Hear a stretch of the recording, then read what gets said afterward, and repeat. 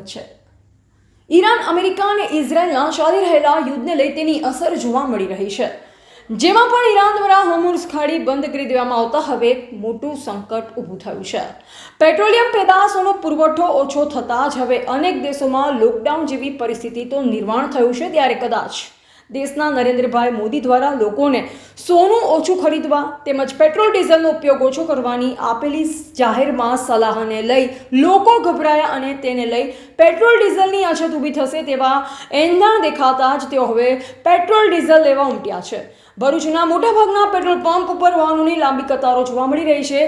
ત્યાં ભરૂચ જિલ્લાના હાંસોડ તાલુકા ખાતે આવેલ પેટ્રોલ પર ખેડૂતો સૌથી વધારે કારબા લઈ ડીઝલ લેવા માટે ઉમટી પડ્યા છે। આ ખેડૂતો હાલ તો તેમના ખેતરોમાં ચાલતા પાણીના પંપને ચલાવવા માટે ઉપયોગ લેવાતા જથ્થાનો સંગ્રહ કરવા માટે કેરબા લઈ ઉમટ્યા છે।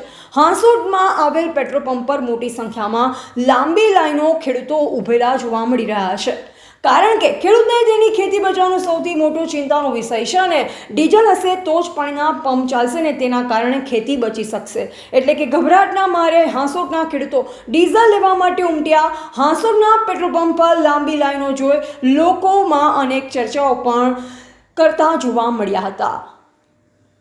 Bureau report, Surat. અમારી ચેનલને લાઈક કરો, સબસ્ક્રાઇબ કરો।